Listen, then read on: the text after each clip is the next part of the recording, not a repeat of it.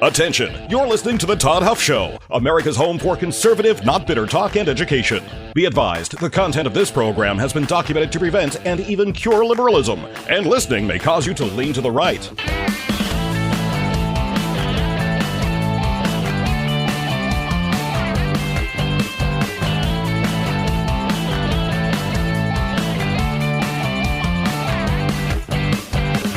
And now, coming to you from the Full Suite Wealth Studios, here's your conservative but not bitter host, Todd Huff. Welcome, my friends, to today's episode of the Todd Huff Show. It is Friday, and it is a pleasure to be here. If you have thoughts and questions, feedback, and all that stuff, always coupled with the adoration and praise due this host, my friends. I'm kidding, but just a little bit. You can email Todd at toddhuffshow.com, or you can text us directly, 317-785-1030. A couple things I want to get to today. According to reports, we may be close to, again, another deal to end the war in Iran. We will see how this goes. Again, as I've told you from the beginning, understand that both sides are very intent on their objectives. Iran's objective is to delay. Iran's objective is to make this complicated and difficult so as to buy time. And ultimately, what they want is a nuclear weapon. What we want, what Trump wants, is obviously the opposite of that. Trump wants, and he's very serious about this, by the way, not just going to say to some reporter, as Kamala Harris did back in the campaign of 2024, talking about Iran getting nuclear weapons, and she simply says, don't. Remember that? She says, don't. I think that's basically what President Biden said as well. Trump is saying you're not going to have this no matter what. And he is very serious about this. That's something I think that gets lost in all this. People want to blame Trump for this war and so forth. But what they don't want to do is explain why it is worth this from his perspective, because the consequences of having a nuclear Iran are absolutely, positively unacceptable. And so we'll see where this goes. I listen to things, read reports about this. I don't think people realize fully how much Trump is prepared to do whatever it takes to prevent this. And it's not pretty. It's not what he wants to be the reality of the circumstances, but those are the realities of the circumstance. I also want to talk about Justice Amy Coney Barrett. You may have seen that she has been swatted. We've talked about that on this program in the past as well. Dangerous stuff. It's really, as some folks have pointed out on social media, getting swatted or being swatted by someone is their attempt to get you gravely injured or potentially killed. This is what they want the result of swatting to be. So we'll talk a little bit about that. And we haven't gotten to this yet. This was over the weekend. Dr. Jill Biden is out there promoting her memoir. And so she was on television talking about Joe Biden, her husband's, President Joe bribery, his campaign in 2024. They talked specifically about that debate, that only debate that he participated in before he was forced out of the race because they could no longer hide his cognitive decline. And there's a lot of fallout about that. I'd like to spend as much time as possible going through that as well. That's where we are today, my friends. It's good to be here. There's a lot of confusion out there about kratom. You've probably heard the headlines, and most of those headlines are based on synthetic junk that isn't real kratom at all. Real kratom is natural. It's tested. It's handled with care. It's not a synthetic. That's exactly what you get. You get something that's tested, handled with care, that is natural. That's what you get from Christopher's Organic Botanicals, a family-run company. They partner directly with farmers in Indonesia. Every batch is lab tested for purity and safety. There are no chemicals. There are no fillers. There are no shortcuts. This is a trusted herbal option that's been used for generations. A real alternative for people looking for something that doesn't come with a warning label that is a mile long. So after you do your research and you realize this is something that you think is a good fit for you, you can start with their Kratom Starter Pack. Coupon code TODDHUFF will save you 10% on your first order. Visit Christopher'sOrganicBotanicals.com. That's Christopher'sOrganicBotanicals.com. Truth, tradition, transparency. Okay, let's start here. Let's start here by talking a little bit about hopefully the end, at least temporarily. These things, I've said this until I'm blue in the face. When you talk about international conflict like this, when you talk about war, you have to keep in mind what Sun Tzu's book, The Art of War. And I know some of you may be tired of hearing about that, but simply reading that, or even familiarizing yourself with the contents of that book, you will find that that's exactly what we are walking through today. You will find that this is just the nature of these things. Deception. When you're strong, you want to appear not so strong. When you're weak, you want to appear as though you're strong. It's a smoke and mirrors game. You want your enemy guessing. You want them off balance. You want them uncertain about what you're going to do, really what your capabilities even are. And it's a game of kind of cat and mouse. It's a game of deception. But again, as I mentioned off the top, what we have to understand is that both sides are very serious about what they want to achieve. This other stuff that's happening, negotiated settlements, ceasefires, deals, all this sort of stuff. You might hear that there's a ceasefire that's been negotiated, and then 7 minutes after the ceasefire starts, you'll actually see in some instances an increase in activities or a violation of the ceasefire and so forth. And so that's what we're going to, unfortunately, continue to see unless or until Iran comes to the conclusion. There's only a couple of outcomes here, right?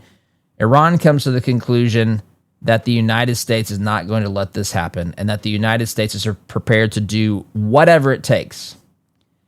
If they come to that conclusion, and if they get to the point where they realize this is the bitter end for us, for the regime, for our nuclear program, maybe for our existence here, if the United States is serious enough and they have Iran has concluded that the United States and Trump have said this game is over.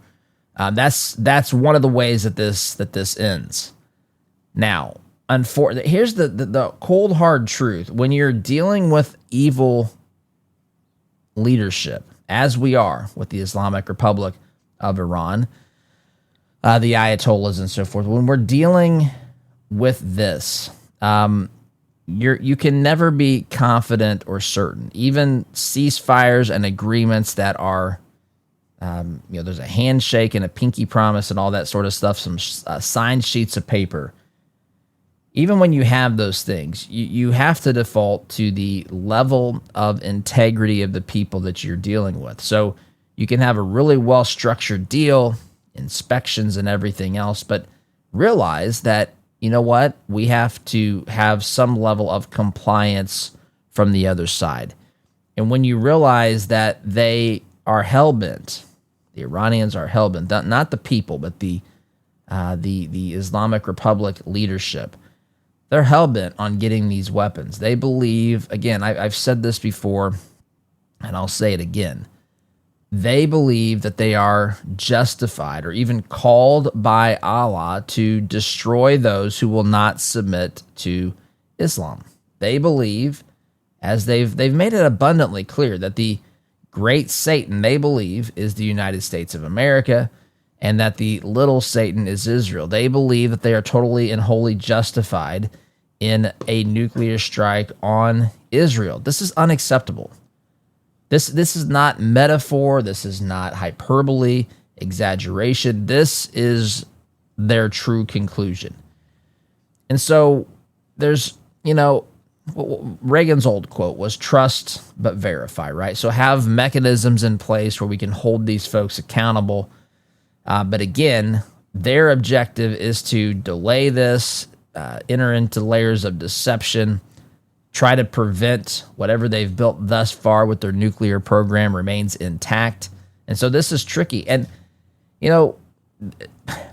there's, again, only a couple of off-ramps here, right? There's only a couple of off-ramps. Either we hear Iran has a nuclear weapon one day, and then that changes the game. We're in the same level of tension, but now it's just ratcheted up because they now have nuclear capabilities and, candidly, a stated intention to use them.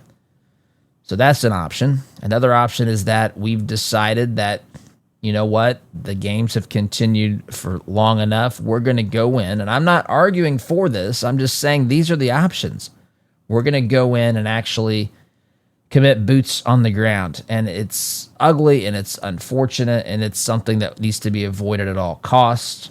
But then you look at the scenario, and these folks that are making these decisions, that this is none of this stuff has been surprising to them. The folks who are managing this, military intelligence and military leadership and so forth, they're well aware of what they're dealing with.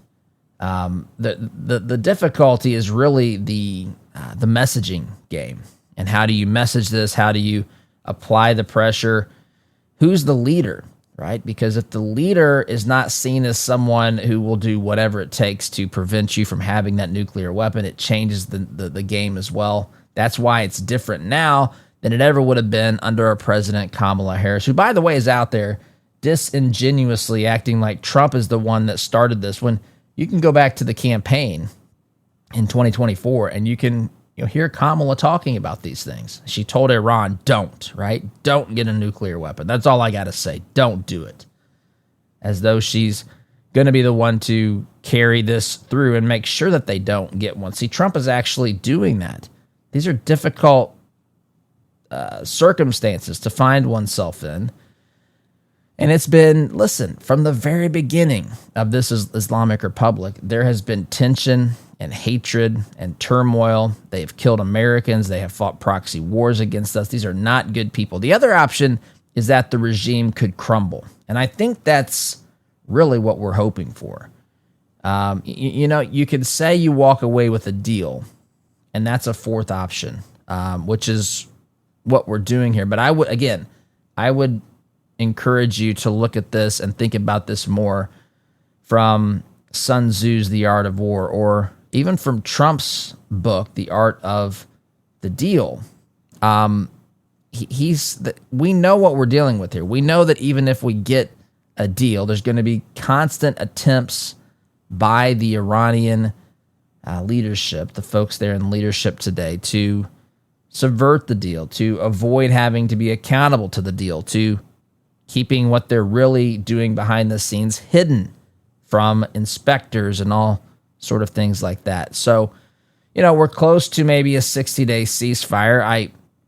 It's of course good if we can achieve that, but we have to be looking at this objectively and realize that we are dealing with absolute maniacal madmen who are fully prepared to use nuclear weapons against Israel should they have them. So we'll see where this ends up. I'm not rooting against this. I just say, even if there is a negotiated settlement, that does not mean that any of this is over, right? There is the narrative that hits the headlines. Then there's all the stuff behind the scenes. Then you got to factor in, again, the sorts of things that we've talked about or that Sun Tzu has written about in The Art of War. And this, listen, it's complicated and it's not pretty, but that's where we are. So that's all I want to say about this now, because, again, I don't know where this is going to end up, but this is positive news in one respect. But again, let's not be completely naive in thinking that just because there's a sheet of paper that the Iranian regime has signed, that suddenly they're going to be fully compliant and that they've ceased their pursuit of a nuclear weapon. Trump is doing what he should do, but this, again, is be ready for curveballs and everything else. Don't be surprised if there's more strikes in the meantime. I mean, who knows? This is a game of deception and cat and mouse. So that's what I want to say about this, but still, I hope there's a way to conclude this that doesn't involve escalation here. But again, Trump's right in his assessment that Iran is totally unacceptable for Iran to have a nuclear weapon. All right, let's take a little deep breath here and pause. I want to shift gears, but before I do that, my friends, you have worked hard. You have made smart choices. Now it's about making sure your effort counts, not just today, but for the future as well. Full Suite Wealth helps forward-thinking people with a coordinated approach to wealth, legacy, and legal planning, and that includes private equity, private credit, and option strategies. They'll help you see the big picture, they'll help you plan ahead, and they'll help make you truly successful in the ways that truly matter for the things you care about the most. The goal is to help create a plan that stands the test of time. So, visit FullSuiteWealth.com now. That's FullSuiteWealth.com, where they will help you build your legacy and secure your future. Okay, I mentioned something else that I want to get to briefly. Hope to wrap it up here this segment. I mentioned this off the top of the program, and then we'll get into this, what happened over the weekend and even last night pertaining to Democrats, Dr. Jill Biden's comments about her husband, Joe Biden, president bribery in the wake of the presidential debate that he participated in, the only one he participated in back a couple of years ago now in 2024. We'll get to that in the latter half of this program, but I want to talk about something else. This is a headline at the Daily Caller, dailycaller.com. Conservative Supreme Court Justice Amy Coney Barrett reportedly has been swatted. Now, for those of you, many of you are going to know what swatting is, but basically, for those of you who don't know, swatting is when somebody places a call to 911 and they report something. They report something at your residence or at a person's residence at nighttime, usually. Some sort of violence, something like shots were heard, which is what was reported here, but something that makes law enforcement think there is violence going on. Someone has a weapon. Someone has bad intent. It's dark. There's uncertainty. The person who's having this call placed about them may be at home in bed. That's probably the case.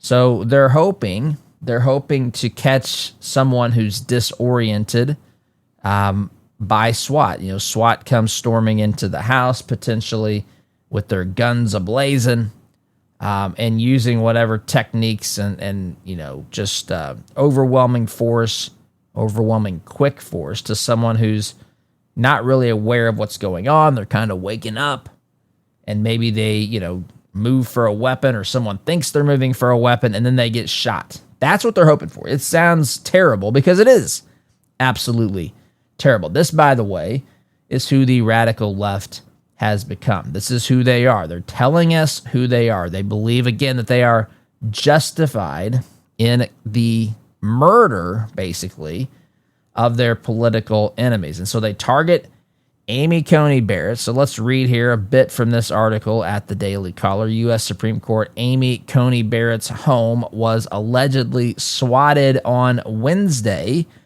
according to police dispatch audio shared on X.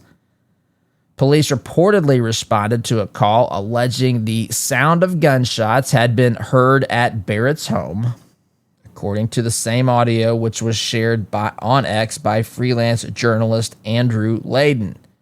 In the audio, the dispatcher indicates police units are responding to the suspicious noise at a residence that has 24-hour security coverage for a high-priority resident of the county. Be advised, we have not been able to get an answer or on callback to the complainant's phone number. Unknown if it's going to be a swatting situation, the dispatcher says. A police officer responding to the incident can be heard telling the dispatcher that he has made contact with security on scene and that the security officer he spoke with said he hadn't heard anything. We're just going to meet up with him first just to go over anything, the police officer continues. Police confirmed the incident was a swatting call after speaking with Barrett's security, Layden said in the same X post. Now, Senator Mike Lee goes to X and says this: swatting, absolutely right, by the way. Swatting is an attempt to get an innocent person killed. In this case, a sitting Supreme Court justice. The proper response will be putting the offender in prison for many, many years. That's what Mike Lee posted on X. So this is a thing. It has been a thing. We've talked about this in the past. This is something the left has used against conservatives, against their political enemies. It is designed, it is intentionally trying to create a deadly or at least dangerous situation for the conservative being targeted. Fortunately, Amy Coney Barrett has security. Fortunately, people have caught on and are at least aware of how these techniques or what this strategy is designed to do. And fortunately, nothing bad happened, but you can see why this is a potential powder keg, an explosive situation that could cause someone to be killed by law enforcement. So, pathetic stuff, but this is who we're dealing with. I've got to take a time out, my friends. You're listening here to Conservative, Not Bitter Talk. I'm your host, Todd Huff. Back in just a minute.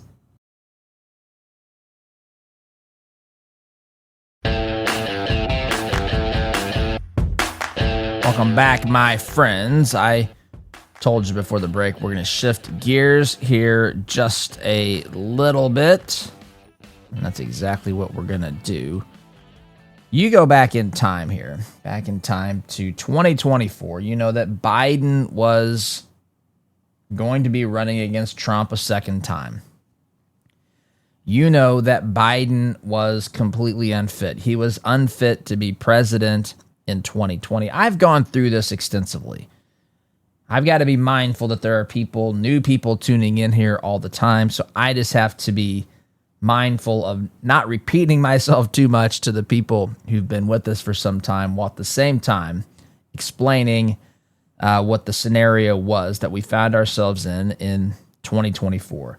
Actually, even before that. So if you go back to 2020, the Democrats were in a primary process. They were doing everything they could to find a way to defeat President Donald J. Trump.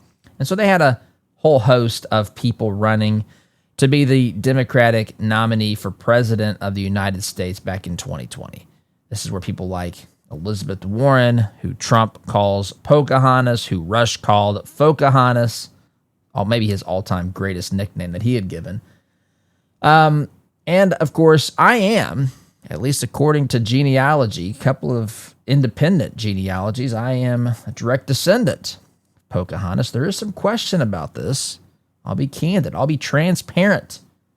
But there are multiple people who say that I am a direct descendant, her 13th great-grandson, in fact. And so I am the self-appointed spokesperson of the Pocahontas family. And I will tell you that I'm not bothered by the nicknames thrown Elizabeth Warren's way in the past by the late, great Rush Limbaugh, and today by President Donald J. Trump. I'm not bothered by these things because the real problem here are not the nicknames. The real problem is that we have candidates or current sitting senators and representatives and other folks in politics who are using or trying to use identity politics to get people to vote for them, to support them, without really having to discuss their ideas and policies. That's what Pocahontas, Elizabeth Warren, has done when she talks about being 164th, something ridiculous, Native American.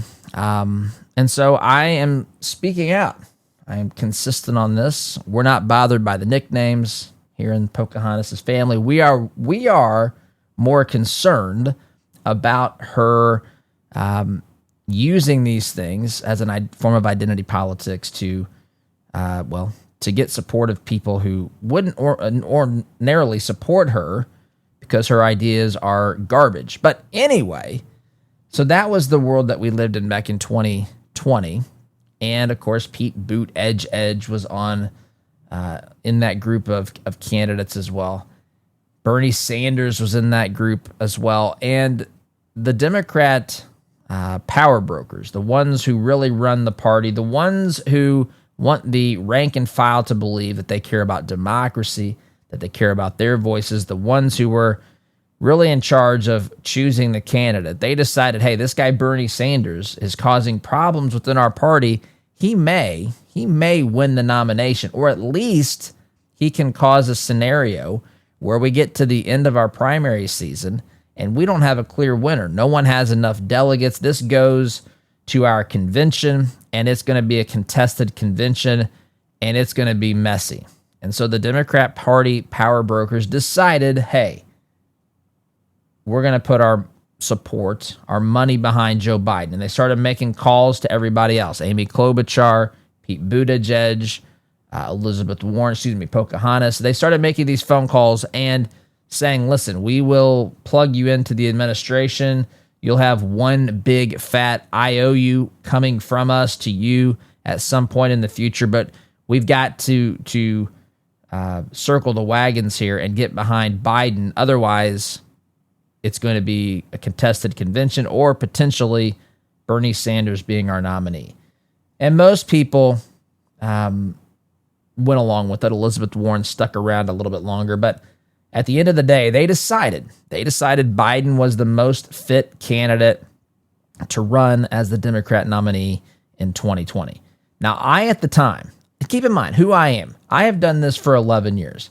I followed politics my whole life. I technically studied political science at Butler University, if that matters. Graduating from there, I spent a semester at American University, which, by the way, I just saw, according to some ranking, is the most liberal university.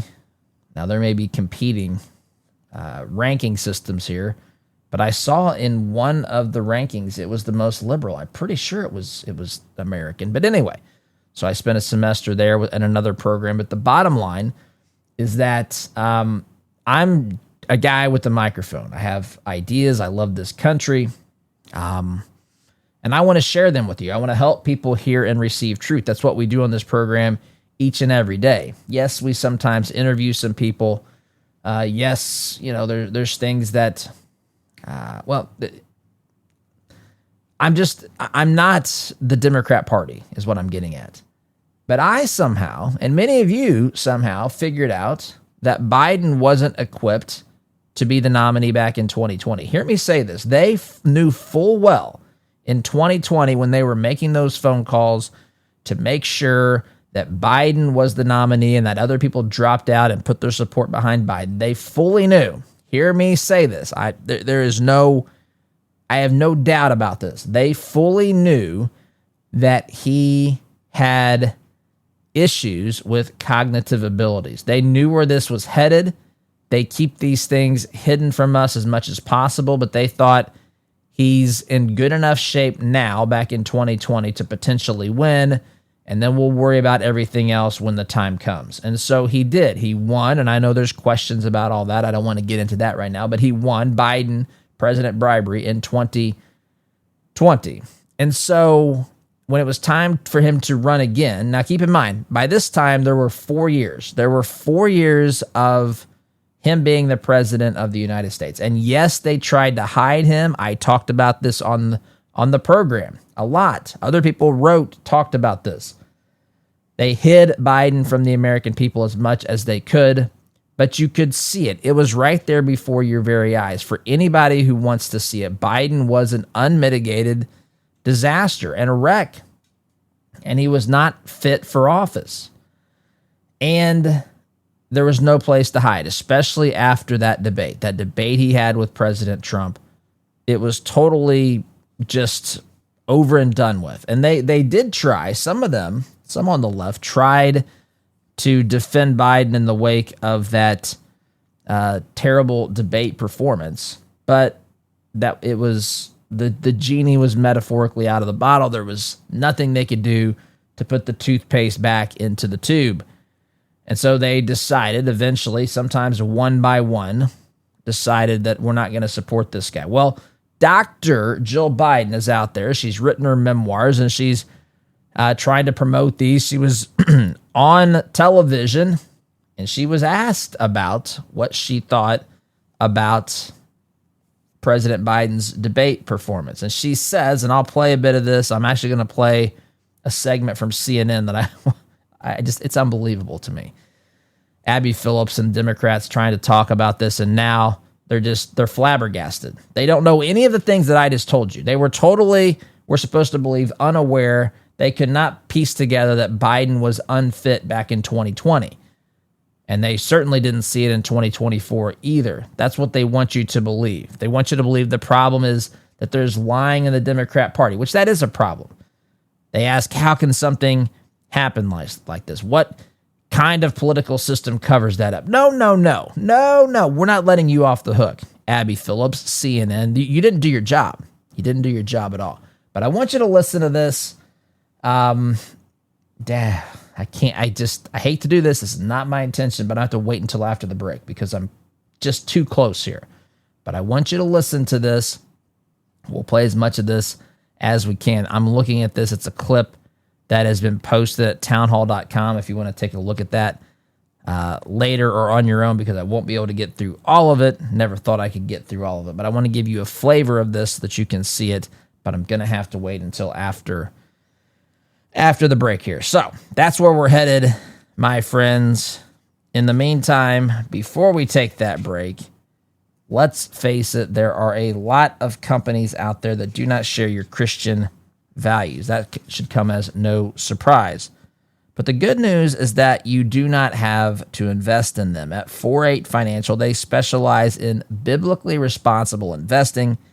They'll help you screen out companies that go against your faith, against your values, and they'll create a plan that's tailored to your goals. They handle all the heavy lifting. All you have to do to get started, or at least to just get an assessment of where you are, is answer a couple of questions. And you'll be able to find out to what degree your investments align with your values or don't align with your values. You can take that assessment. It's quick and easy at 48financial.com/Todd. Again, that's 48financial.com/Todd. 48 Financial, because your values matter, and so, my friends, does your money. Quick timeout for me. When we return, I'll play this soundbite, or as much as I can, from Abby Phillips, just listening to this nonsense. So sit tight, my friends. Back here in just a minute. Welcome back, my friends. Going to get to this soundbite that I've been talking about. I've not intentionally held this off. I just had some things to say. But again, Abby Phillips, a panel of leftists and liberals at CNN, is stunned. They're stunned by this admission. That's what if you look at the graphic on the screen that I'm seeing, that was on her television program, it says stunning admission. She's stunned that Dr. Jill Biden said that she thought her husband was having a stroke when she watched the first debate. Now, if you remember in the wake of the debate, she was telling us how great of a job Joe did. That's when she looked at him and said, "You answered all the questions, honey. Good job." Just unbelievable what we went through. Anyway, I'm going to play as much of this as I can so you get a feel and a flavor for what was going on here. But here you go, Abby Phillips and the lunatics over at CNN trying to explain what they think was happening with Biden and Dr. Jill Biden and all this stuff in the wake of still trying to figure out how they lost in 2024. Here. A stunning admission from Jill Biden about her husband's debate performance. Stunning Take a admission. listen. Were you horrified as you saw it unfold? I wasn't horrified. I was frightened. Frightened. Because I had never, ever seen Joe like that. You got to be kidding me. Before or since. I saw it. Never. Or since? Yes. Or since. Or It was you've never one seen time him thing. like that? Never. No. What happened? I don't know what happened. I mean, as I give me watched a it, I break. thought, oh my God, he's having a stroke. And it scared me to death. First of all, That interview comes just weeks before the... I know I can't comment on all this, but this is so staged. This is 2 years ago, by the way. The interview was just this weekend. What she's talking about happened 2 years ago. And you can't, there's insulation. When someone says, I was frightened. And I've never seen it. I never saw it before. I never saw it since. I was frightened. I thought he was having a stroke. There's like this built-in insulation where people like me can't attack the silliness of this and remind you the dangerousness of all this happening because she was frightened. That's the storyline. But I'm going to tell you, this is crazy. This is absolute nonsense. But she continues here. Abby Phillips is going to the release of the former First Lady's new memoir. And it's the first time that we've heard her express any concern about that debate that ultimately ended Joe Biden's 2024 campaign. But that stands in stark contrast to what Jill Biden had to say just moments after the debate. So listen to this. Joe, you did such a great job. You answered every question. You knew all the facts. Woo! Yeah! And let me ask the crowd. Oh my gosh, this is embarrassing. Trump do? Lie! Oh, Trump lied. That's how he beat Joe. Even Joe Biden seems a little amused by that clip. Jamel, okay, your instant they're reaction laughing to the Joe Biden overall. We talked about this. Time out. Jamel Hill's who they're talking with here. But time out for a second. This is they're chuckling and laughing now like hey, this was a joke back then.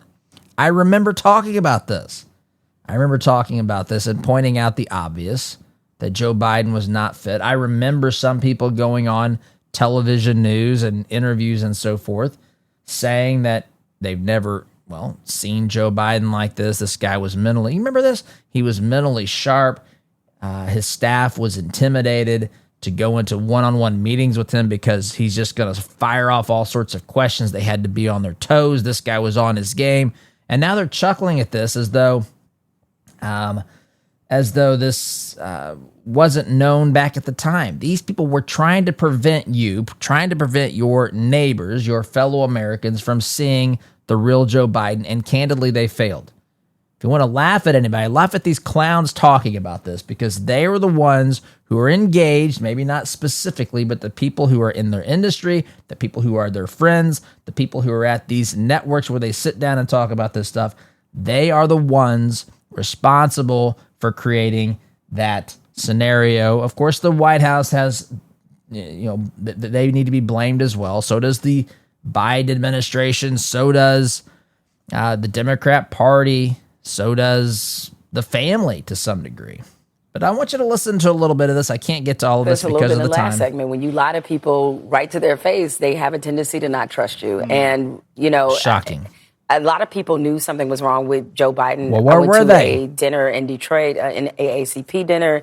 He was the guest speaker. His speech was great, but seeing him just make the walk to the stage, I was concerned. I was like, hey, this where dude were you? Doesn't look right. But I would say that... Where were you at the time? Who cares what you say about this now? It's the same thing. Well, there was a stupid book written. I forget who wrote it at the moment. The names are escaping me. But after the election, they wrote this book, and Democrats or journalists, make-believe journalists, they wrote a book telling us about all the things that was wrong with Biden behind the scenes, but they didn't want to publish it until after the election. So what? Where are you at the time? Deceivers and cowards. It's one of the two. But she continues here, and now she's going to try to flip this on the Trump. Especially now as we're looking at a president who often showcases that he is unwell, that we need to apply those same questions that a lot of people had then. No. People had the right to wonder about Joe Biden's health after seeing that debate, and those questions were fair and they were legitimate. I think the problem is that now those same questions aren't being asked, even though we're seeing things that are just as concerning, if not worse. Now, let me tell you what's up here, Jamel. The people that should be asking questions are people like us. And we should be asking ourselves why we should listen to the clowns and deceivers like you. That's what we should be asking, because you knew. You just told us you knew about this and didn't say anything. That is a shame. We should not trust you and the people up here on this panel with you, because you were engaged in the conspiracy to mislead us so that we would vote for Joe Biden. I've got to run. SDG.